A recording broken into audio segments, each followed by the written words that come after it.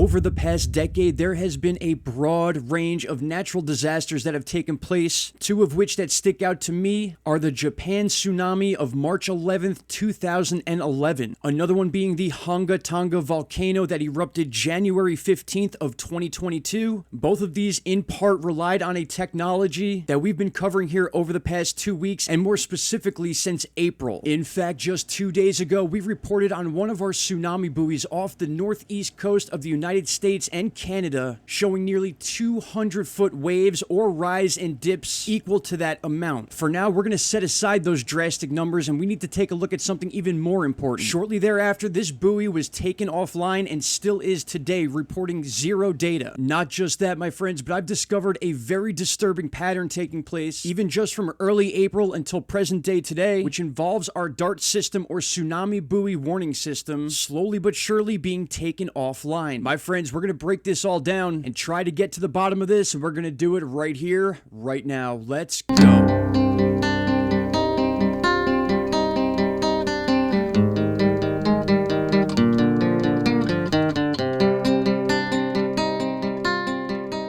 Alright everybody, welcome back. It is July 26, 2022, and as I said earlier, just 2 days ago, we posted on one of our tsunami buoys off the eastern coast of the United States, about 300 kilometers south of Nova Scotia, went into event mode reporting over what seems like 180-foot waves. The first movement was up, and then the second movement was way down, nearly 60 meters, showing that this was no glitch. This event took place over a 4 to 8 minute period. It showed different rise and dips during that 4-minute period, showing that this buoy was actually moving in these directions. Now, for those of you that don't know what these buoys are, this chart right here shows a very quick explanation of how these work. Now, I always advise you guys to go do your own research, but very quickly, here is the buoy on the surface of the water. They are anchored to the seafloor by nearly 3,100 kilograms, and that's usually broken into two different weight systems right here. Now, there is also a system called the BPR. That is the bottom pressure recorder. That is a separate sensor that is off a little ways away from the buoy itself and down also on the seafloor. Now, these things work via satellite, so anything that happens on the surface of the water, it is quickly sent to the BPR recorder. It is analyzed, sent back to the buoy, and then the buoy itself reports that to a satellite, which then in turn reports it to a bidirectional communication and control center. That is where we get our activations. That's why we can go on these charts and see that these buoys go into activation mode.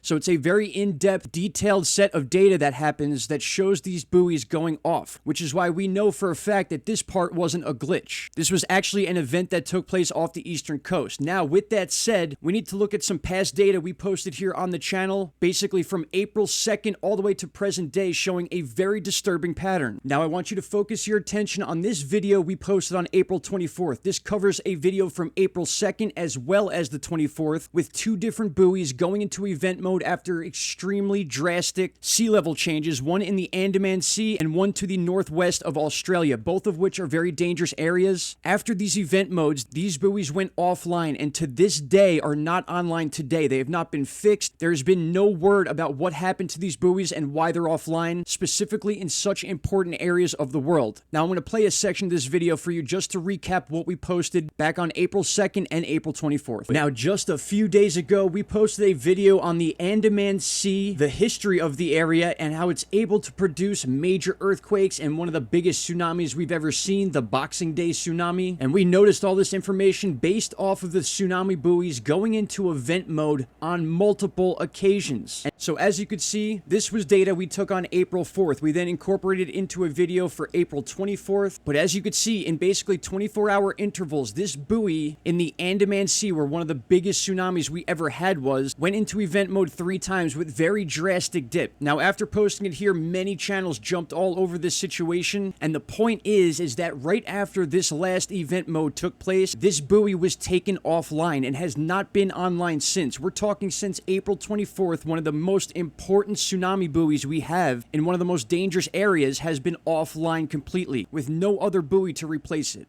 All right, take a listen. And if you thought that information was weird, wait until you see this buoy that's in event mode as we speak with one of the most dramatic drops of sea level change I have ever seen. Alright, now we are looking at a buoy off the northwestern coast of Australia, another very dangerous area for tsunami. This buoy right here is not a tsunami buoy. This registers other information. This is part of our DART system. Those are strictly part of the tsunami buoy system. We have all sorts of different types of buoys out in the ocean, but there's ones that are specific for tsunami measurement. Now, back on April 24th, when we actually posted this video, we were recording in event mode of this buoy with very drastic dips. Take a look at this. These are nearly 50-meter drops in succession at 2 different times. This also goes to show that this was no glitch. If this were a glitch, this would be one straight line lasting about a second. The data in the buoy would glitch and then move on from there, or be shut down for maintenance. This was an actual event that took place over hours, very high rises and very low dips in rapid succession, followed by the buoy also being taken offline. Now, this is key because these buoys are slowly but surely being taken offline and not being fixed or replaced. And I can easily prove that just by looking at the tsunami buoy chart. Now, this is where things get scary. Take a look at this. Here's the Andaman Sea buoy. When we posted that video on April 2nd, this buoy was working and fine, and then those drastic dips happened. Remember, this is where the Boxing Day tsunami took place, one of the biggest tsunamis we've ever had. And ever since that day, or shortly after, a few hours, this buoy has been taken offline and not fixed. It is still not registering any data whatsoever. Now, if we take a look at the other buoy we made a video on, the northwest of Australia. This is another dangerous area, right where the Java Trench is. Many big earthquakes happen here, and this was the other video we made. Also, no data being shown for this buoy since April 24th. This is another tsunami buoy. In fact, if I zoom out here and get rid of this box, you are looking at just our tsunami buoys. If I go ahead and click off the tsunami buoys, we get a much better idea of how many buoys are actually out there, but only some of these register for tsunami waves. Now, if I go ahead and click the tsunamis again and we move over to the northeast of the United States, where we posted our video the day before yesterday, take a look at this. This buoy has been offline since this drastic signature happened over a 4-minute period that we covered extensively in the video. And now take a look at this buoy. It is completely offline,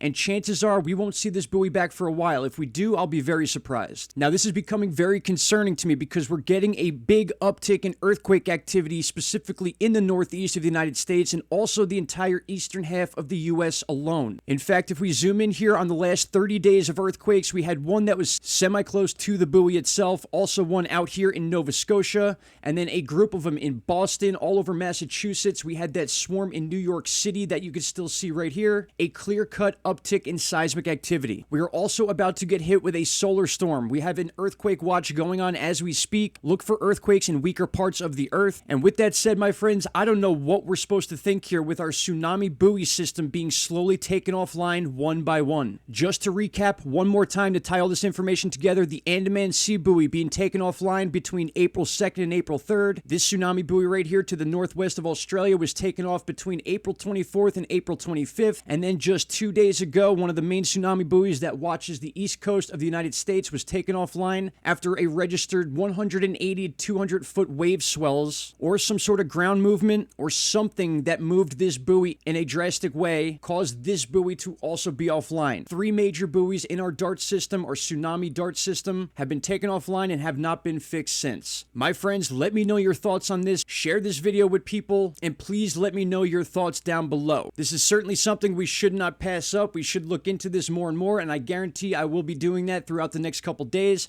I want to thank you all for taking the time to watch this video. Questions or concerns, please leave down below. Shout out to Canada, and I will see you all in the next video. Take care. Bye-bye. Stop right there, my friends. If you have not already, click that subscribe button and don't forget to hit the bell icon. Click all and you will get all notifications from this channel. And trust me, you won't be disappointed.